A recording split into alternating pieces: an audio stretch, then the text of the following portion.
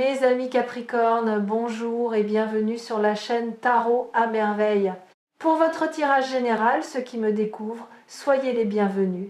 En 10 ans, j'ai vu des milliers de messages, des messages forts, des messages étranges, des messages qui m'ont laissé silencieux pendant de longues minutes, le temps de comprendre ce que je venais de percevoir. Mais ce qui se présente aujourd'hui ne ressemble à rien de ce que j'ai rencontré. Pas par son intensité, par sa précision, et surtout par la manière dont il relie des éléments de votre vie que vous avez toujours cru séparés. Des fils que vous pensiez éparpillés au hasard et qui, vus depuis l'angle que cette lecture offre, forment un motif d'une cohérence stupéfiante. Imaginez une pelote de laine emmêlée, le genre de pelote que vous trouvez au fond d'un tiroir, et dont les fils sont tellement enchevêtrés que vous hésitez entre la démêler et la jeter. Votre vie, ces dernières années, ressemble à cette pelote. Des fils partout, des nœuds impossibles, des directions contradictoires. Et chaque fois que vous tiriez sur un fil pour essayer de comprendre, un autre se resserrait ailleurs. La frustration de ne pas pouvoir démêler les choses vous a épuisé au point que vous avez commencé à croire que le chaos était votre état naturel, que les choses ne se connecteraient jamais, que la clarté était un luxe réservé à d'autres. Aujourd'hui, je vais tirer sur un fil, un seul, le bon. Et quand je le ferai, vous allez voir les nœuds se défaire les uns après les autres dans un ordre qui vous laissera sans voix. Premier nœud, la situation bloquée. Il y a dans votre vie une situation qui stagne depuis si longtemps que vous avez cessé de la considérer comme un problème.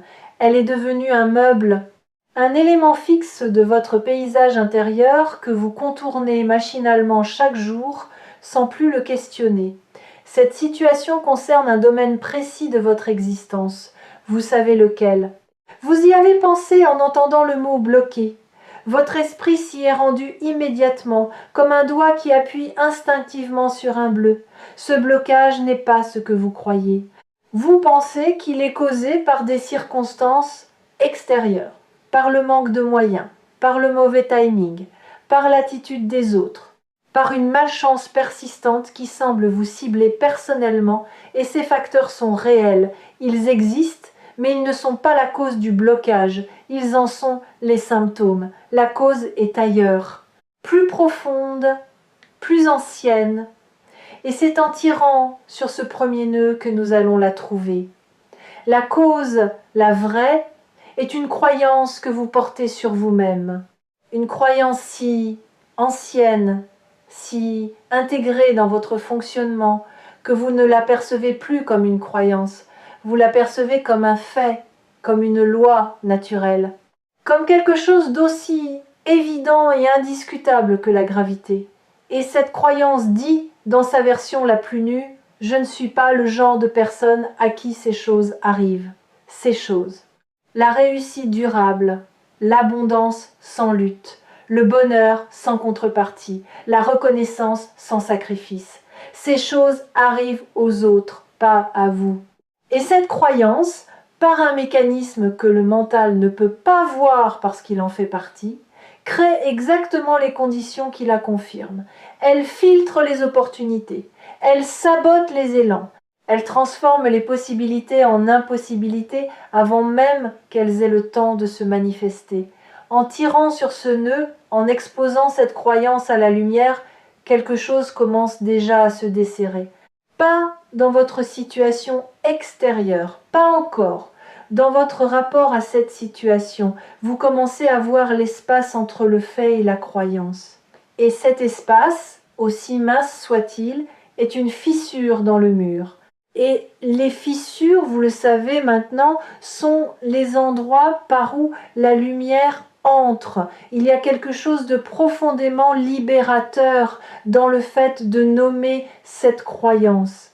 Tant qu'elle restait dans l'ombre, elle agissait comme un courant souterrain qui déviait chacune de vos décisions sans que vous puissiez identifier la source de la déviation.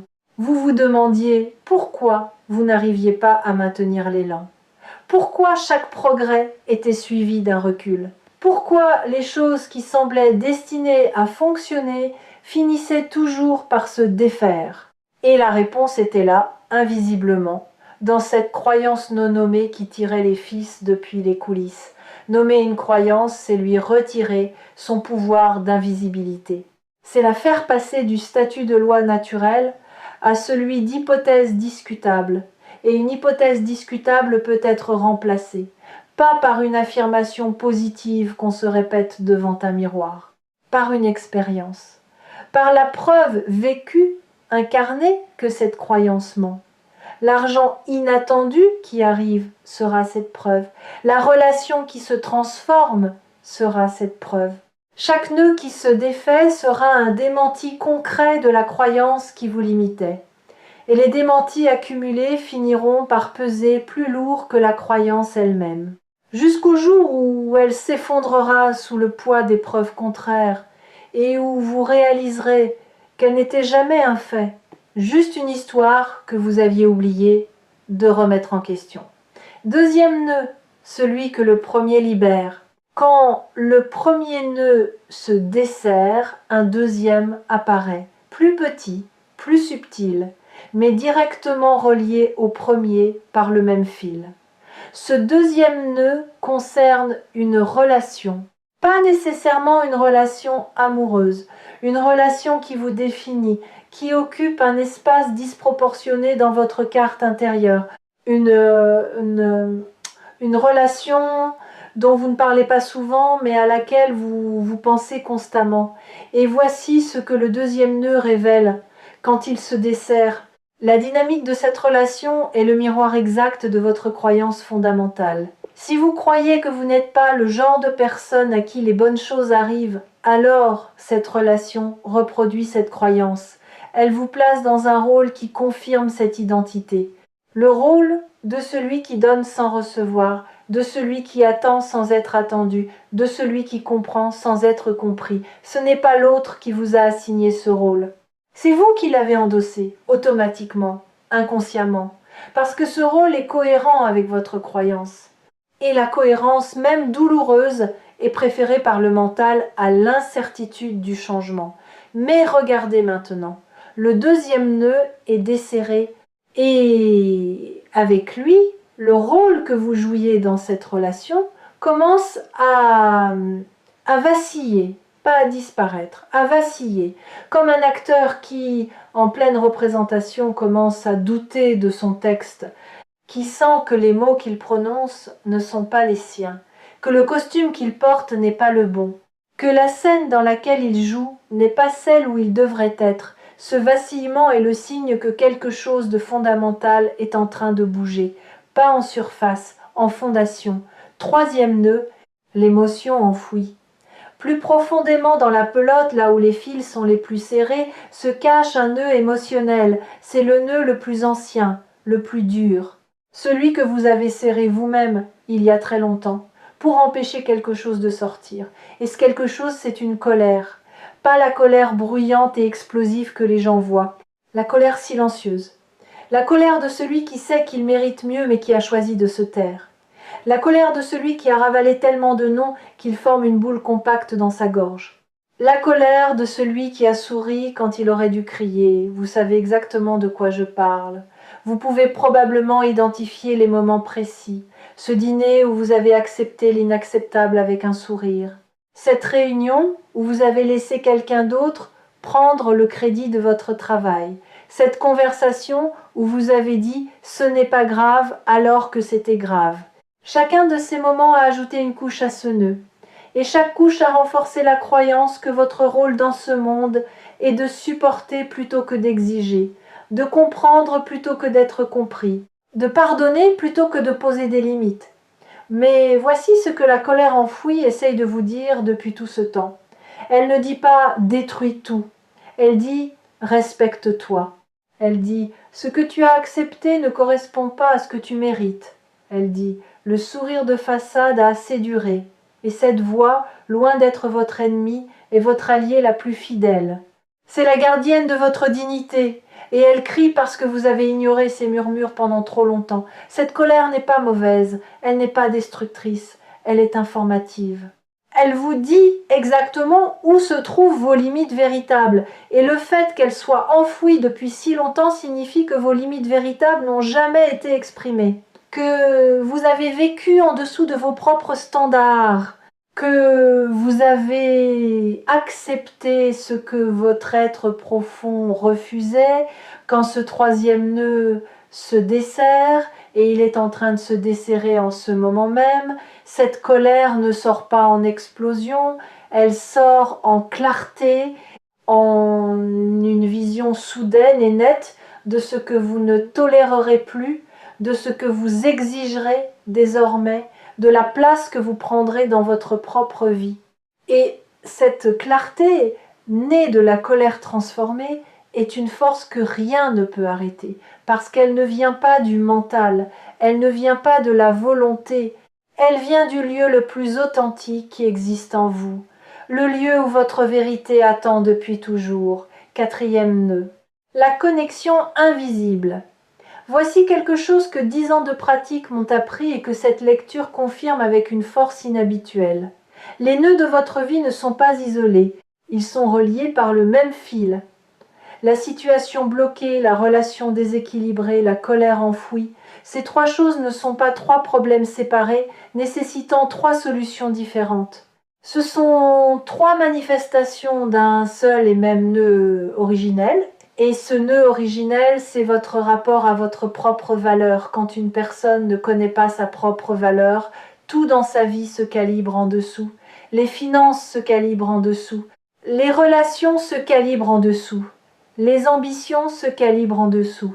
Et cette sous-calibration devient si normale, si habituelle, si intégrée dans le fonctionnement quotidien, qu'elle disparaît du champ de conscience. On ne voit plus qu'on vit en dessous de soi. On pense que c'est le plafond alors que c'est le plancher. Laissez-moi vous donner une image concrète. Imaginez un musicien extraordinaire qui jouerait toute sa vie sur un instrument désaccordé. Il compenserait, il s'adapterait, il trouverait des manières de produire de la belle musique malgré les fausses notes.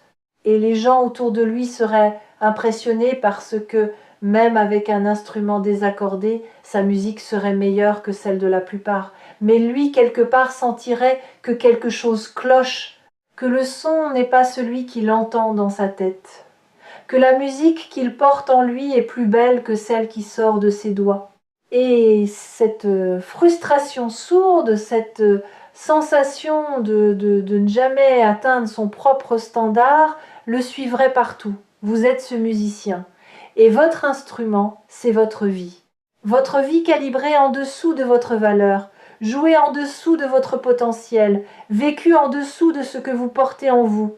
Et le chamboulement dont parle cette lecture, ce n'est pas de changer de musique, c'est d'accorder l'instrument, de régler chaque corde à la bonne tension, pour que ce qui sort corresponde enfin à ce qui vit dedans, pour que le son extérieur reflète la symphonie intérieure.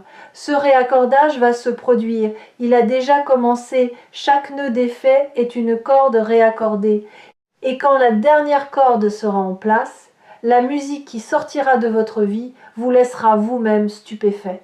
Ce que cette lecture révèle, et c'est pour cela qu'elle est unique en 10 ans, c'est que votre plafond perçu est votre plancher réel. Que ce que vous considérez comme votre maximum est en réalité votre minimum.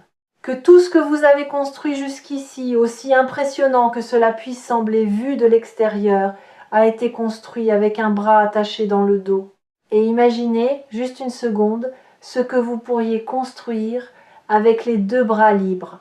Si cette vidéo vous a trouvé ici sur Tarot à merveille, c'est que le moment de détacher ce bras est arrivé.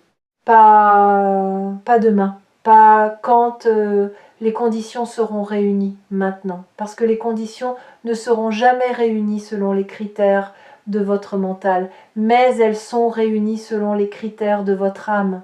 Et c'est votre âme qui a guidé votre clic jusqu'ici. Cinquième nœud, le motif révélé. Nous avons défait 4 nœuds, et maintenant quelque chose de remarquable se produit.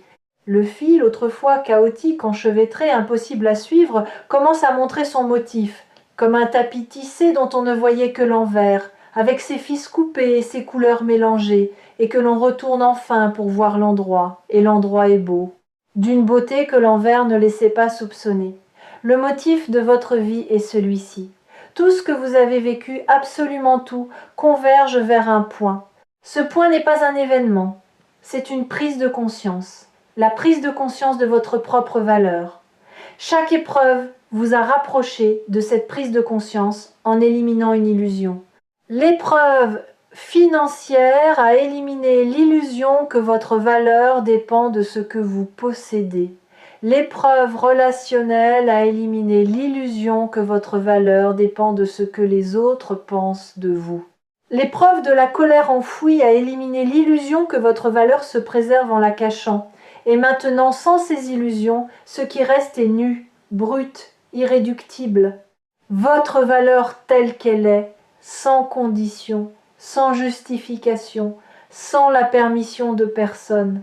Laissez cette phrase résonner, sans la permission de personne. Combien de fois avez-vous attendu cette permission ? Combien de décisions avez-vous reportées parce que quelqu'un n'avait pas encore validé votre choix ? Combien de rêves avez-vous rangés dans un tiroir parce que les gens autour de vous ne les comprenaient pas ?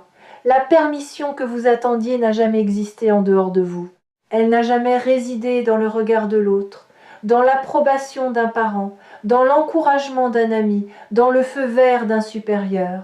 Elle a toujours été dans votre propre cœur, battant, disponible, attendant que vous la réclamiez. Réclamez-la maintenant, pas en la demandant, en la prenant, comme on prend une respiration, naturellement. Parce que c'est votre droit le plus fondamental, et c'est cette valeur nue qui va tout chambouler.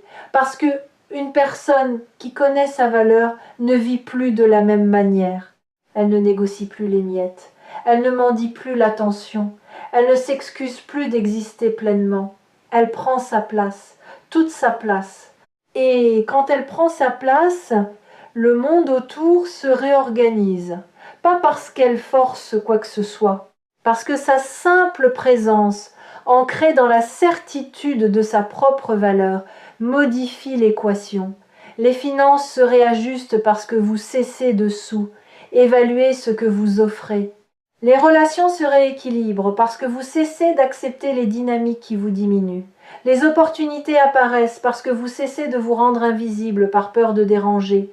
Tout bouge, pas d'un coup, comme une réaction en chaîne, domino après domino, nœud après nœud, jusqu'à ce que la pelote entière soit démêlée et que le fil, enfin libre, puisse tisser quelque chose de nouveau. Ce que cette lecture chamboule n'est pas un domaine de votre vie.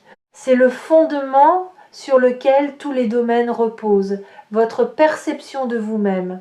Et quand le fondement bouge, tout ce qui est posé dessus bouge avec lui. Ce qui va se manifester dans les semaines à venir sera le résultat direct de ce mouvement fondamental.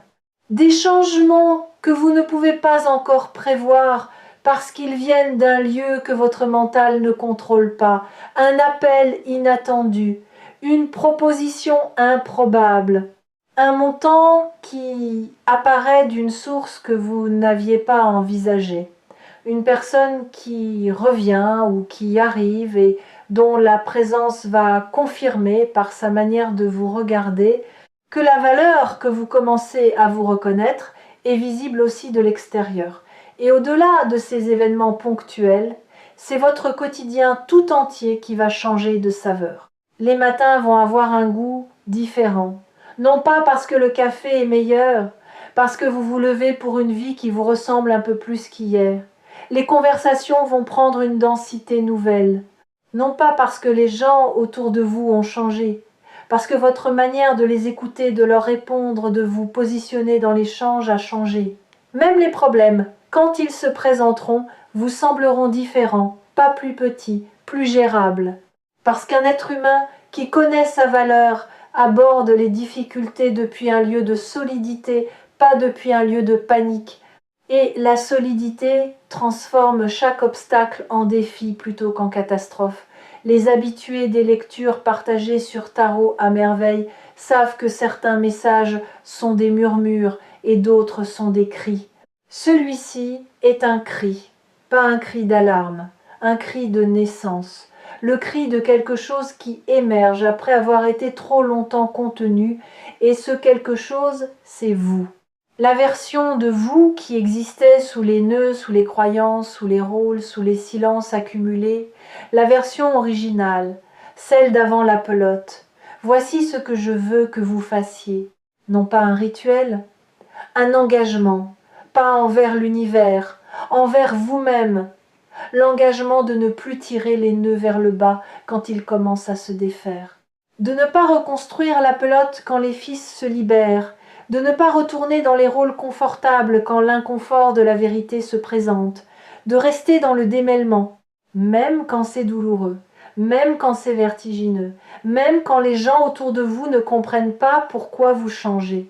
Et surtout, l'engagement de ne plus vous mentir, de ne plus dire « ça va » quand ça va pas, de ne plus sourire quand vous voulez crier, de ne plus minimiser ce que vous ressentez pour rendre les autres confortables.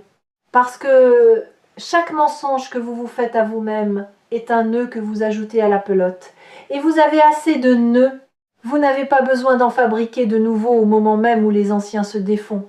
La vérité est votre fil conducteur désormais, pas la vérité philosophique ou abstraite, la vérité quotidienne, celle qui se pratique dans les petits choix, dans les conversations ordinaires, dans la manière dont vous vous tenez quand personne ne vous regarde. Cette vérité-là est la seule force capable de garder les fils démêlés, de maintenir le motif visible, de protéger la beauté de ce qui se révèle. Vous changez parce que c'est l'heure, pas parce que les circonstances l'exigent, parce que votre être l'exige, parce que la version de vous qui vivait dans les nœuds est arrivée à sa date d'expiration. Et la nouvelle version, celle qui émerge en ce moment, ne connaît pas les limites de l'ancienne, elle ne les reconnaît pas, elle ne les respecte pas. Elle les traverse comme on traverse un rideau de fumée, avec la certitude que de l'autre côté il y a l'air libre. L'air libre, c'est ce que cette lecture vous offre. Pas une promesse, pas une prédiction, de l'air, de l'espace, la possibilité de respirer pleinement pour la première fois depuis que les nœuds se sont formés.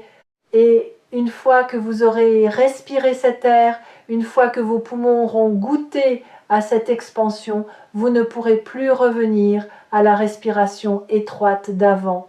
Le corps refuse de reculer quand il a connu l'espace. Le cœur refuse de rétrécir quand il a connu l'ouverture. L'esprit refuse l'obscurité quand il a vu la lumière. Vous êtes à la charnière. Ce moment exact où l'ancienne version de votre vie et la nouvelle se regardent en face.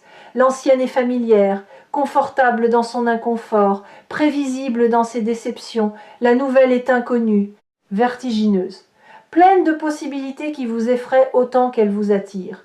Et le choix entre les deux n'est pas un choix intellectuel, c'est un choix qui se fait dans le ventre. Dans ce lieu primitif où les décisions les plus importantes de votre vie ont toujours été prises, pas avec la tête, avec l'instinct, avec cette certitude animale qui sait, avant toute analyse, quel chemin mène à la vie et quel chemin mène à la répétition. Votre instinct a déjà choisi, vous le sentez. Ce tiraillement que vous percevez n'est pas de l'hésitation, c'est la tension entre l'ancien qui s'accroche et le nouveau qui tire. Et le nouveau est plus fort. Il est plus fort parce qu'il est vrai. Et la vérité, dans tout rapport de force avec l'habitude, finit toujours par l'emporter. Pas immédiatement, pas sans résistance, mais inévitablement. En 10 ans, je n'avais jamais vu les fils se connecter avec cette clarté. Et le fait que cette clarté arrive à vous maintenant dans cette vidéo me confirme que le timing n'est pas le mien, il est le vôtre. Votre vie a décidé que c'était maintenant. Et votre vie a raison, elle a toujours eu raison. Même quand vous doutiez d'elle, même quand vous pensiez qu'elle se trompait de chemin, elle savait, elle tissait, fil après fil, nœud après nœud, vers ce moment exact. Et quand vous aurez besoin de retrouver ce moment, quand les fils menaceront de s'en mêler à nouveau, Tarot à merveille sera là. Comme le doigt patient qui tire sur le bon fil. Pas pour défaire votre vie, pour révéler le motif que vous étiez trop près pour voir. Le motif est visible maintenant. Et il est plus beau que tout ce que le chaos vous laissait croire. Plus cohérent, plus intentionnel, plus vôtre que vous ne l'aviez jamais imaginé. Tout chamboule, tout change. Et cette fois, c'est pour de bon. Pas parce que les circonstances sont différentes, parce que vous l'êtes. Et quand vous changez, vraiment profondément, irréversiblement, les circonstances n'ont d'autre choix que de suivre.